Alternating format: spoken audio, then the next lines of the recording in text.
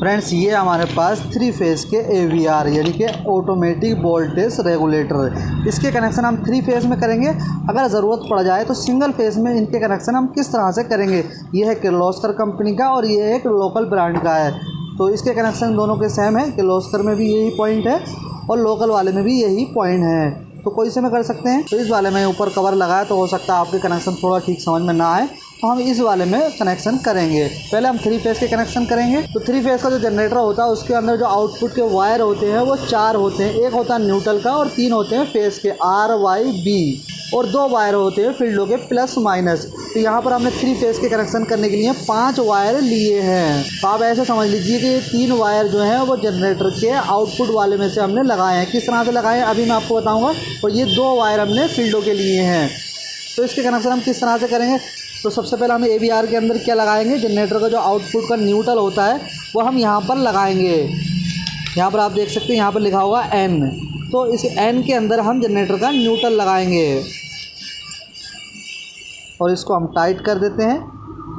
तो ये जो है जनरेटर का न्यूट्रल है, ठीक है। तो ये हमने यहाँ पर न्यूट्रल लगा दिया। अब हम इसके अंदर फेज़ लगाएंगे। तो फेज़ यहाँ पर लगाएंगे, कहाँ पर, यहाँ पर ये लिखा है R हमने लाल वाला इसलिए नहीं लिया है क्योंकि यहाँ पर हम फील्डों में लगाएंगे तो आपको समझने में थोड़ा सा अटपटा सा लगेगा। तो हम ये R की जगह नीला वाला तार लगा रहे हैं। कहाँ पर लगा रहे हैं, यहाँ पर न्यूट्रल के बगल में। तो ये हमने एक न्यूट्रल लगा दिया है और एक ये फेस लगा दिया है। अब हम AVR के अंदर एक फेस और लगाएंगे। यहाँ पर लिखा है Y लास्ट कोने में, इस पर हम जो है ये एक फेस और लगा देंगे जनरेटर के आउटपुट वाला ही। यहाँ पर हमने 3 तार लगा दिए हैं, 2 तार फेस के लगाए हैं और 1 तार न्यूट्रल का लगाया है। ये वाला पॉइंट खाली क्यों छोड़ा है अभी मैं आपको बताऊंगा। तो ये जनरेटर के आउटपुट से हमने 3 तार ले लिए, 2 फेस और 1 न्यूट्रल। अब जो जनरेटर की फील्ड होती है उसके 2 वायर होते हैं, एक माइनस और एक प्लस। तो इसको हम किस तरह से लगाएंगे, ये माइनस वाला जो है हम कोने में लगाएंगे। यहाँ पर लिखा होगा F2 या फिर F माइनस। F2 का मतलब होता है कि F माइनस। तो इसको हम कॉर्नर पर लगा देंगे F माइनस को। फील्ड के जो माइनस वाला वायर है इसको हमने यहाँ पर लगा दिया है और जो फील्डों का प्लस वाला वायर है इसको हम यहाँ पर लगा देंगे जहाँ पर लिखा होगा F प्लस या फिर F1। इसको हम यहाँ पर लगा देते हैं। तो ये जो कनेक्शन हो गए वो 3 फेज़ के हो गए। ये 2 हो गए फील्डों के वायर प्लस माइनस, ये हो गया जनरेटर की आउटपुट में से ही न्यूट्रल और ये हो गया 2 फेज़ RY। यहाँ पर हमने R की जगह विलू ले लिया है ताकि आपको यहाँ पर एक जैसे ना लगे क्योंकि पहले ही एक जैसे हो रखे हैं यहाँ पर। तो ये हो गए 3 फेज़ के कनेक्शन। अब अगर हमें ज़रूरत पड़ती है कि हम इस AVR को ही सिंगल फेज़ में यूज़ करना चाहते हैं, वैसे सिंगल फेज़ का AVR अलग आता है, लेकिन अगर हम चाहें तो इसको भी सिंगल फेज़ में यूज़ कर सकते हैं। किस तरह से करेंगे, इसमें से जो R वाला वायर है, ये नीला वाला हमने नीला लगा रखा है, ये वाला वायर हम हटा देंगे क्योंकि सिंगल फेज़ में 2 ही वायर लगेंगे, एक न्यूट्रल और एक फेस, ठीक है। इसको हम यहाँ पर लगा दिया, 2 फेस न्यूट्रल फेस हो गए और 2 ये फील्डों के तो लगेंगे ही लगेंगे, ठीक है। तो इस कंडीशन में सिंगल फेस का अल्टरनेटर करंट दे देगा।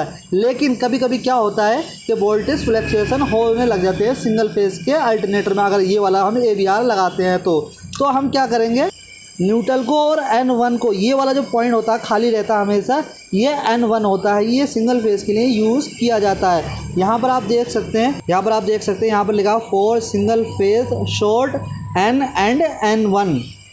तो इसको हम किस तरह से शॉर्ट करेंगे, इतना बड़ा एक तार का टुकड़ा लेंगे, ये जो न्यूट्रल है इसमें हम इसको लगाएंगे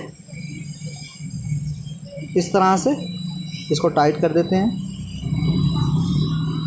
कहाँ लगाएंगे, तो जनरेटर की आउटपुट वाला न्यूट्रल है, यहाँ वाला ये, यहाँ पर आप देख सकते हैं न्यूट्रल में हमने लगा दिया है और इसको हम N1 में लगा देंगे, यानी जो हमेशा पॉइंट खाली पड़ा रहता है इस वाले पॉइंट में लगा देंगे अगर ज़रूरत पड़ती है तो, वरना ज़रूरत नहीं पड़ती है। नॉर्मली अगर वोल्टेज फ्लक्चुएट होते हैं या कोई दिक्कत आती है, वोल्टेज नहीं देता है, तब हम ये शॉर्ट करते हैं न्यूट्रल को और N1 को। यहाँ पर आप देख सकते हैं इस तरह से हम सिंगल फेज में कनेक्शन करेंगे।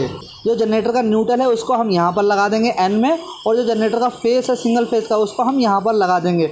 अगर जनरेटर करंट नहीं देता है इसको बिना लगाए ही, तो इस वाले फेस को हम इसको हटा करके इसको फिर हम यहाँ पर लगा देंगे, यहाँ से हटा देंगे, इसको लगा देंगे। या तो ये वाला पॉइंट खाली रहेगा या फिर ये वाला खाली रहेगा, तो जनरेटर करंट दे देता है। कभी कभी इसको लगाना पड़ता है, वैसे इसकी ज़रूरत नहीं पड़ती है, नॉर्मली 1% ही ज़रूरत पड़ती है। अब अगर हमने इसके कनेक्शन कर दिए हैं और जनरेटर करंट नहीं दे रहा है, चाहे वो सिंगल फेज़ के कनेक्शन किए हों हमने या फिर 3 फेज़ के कनेक्शन किए हों, तो हम क्या करेंगे, ये जो फील्ड वाला वायर है ये वाला, इसको हम खोल देंगे और इस वाले को खोलेंगे, इसको हम पलट देंगे।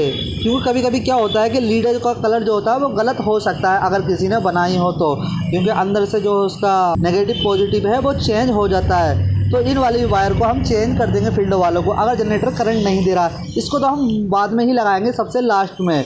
अगर जनरेटर करंट नहीं दे रहा तो पहले इसको चेंज करके देखेंगे, फिर भी अगर सिंगल फेज में कनेक्शन नहीं दे रहा तो फिर इस वाले वायर को हम हटा करके यहाँ पर लगा देंगे। जनरेटर आपका करंट दे देगा इसको बिना लगाए भी। बस प्रॉब्लम ये हो सकती है इसको लगा कर बिना लगाए कि जनरेटर का वोल्टेज जो हल्का सा फ्लक्चुएट कर सकता है, तो इससे फ्लक्चुएशन बंद हो जाती है और आपका जनरेटर सिंगल फेज़ में आराम से काम करेगा, कोई दिक्कत नहीं है। हम सिंगल फेज़ में यही वाला AVR यूज़ करते हैं नॉर्मली। तो फ्रेंड इस तरह से आप इस 3 फेज़ के AVR को 3 फेज़ में यूज़ कर सकते हैं और चाहे तो सिंगल फेज़ में भी कर सकते हैं। दोस्तों वीडियो पसंद आए तो लाइक करें, चैनल को सब्सक्राइब जरूर करें ताकि आपको और भी इन्फॉर्मेटिव वीडियो देखने को मिलती रहें।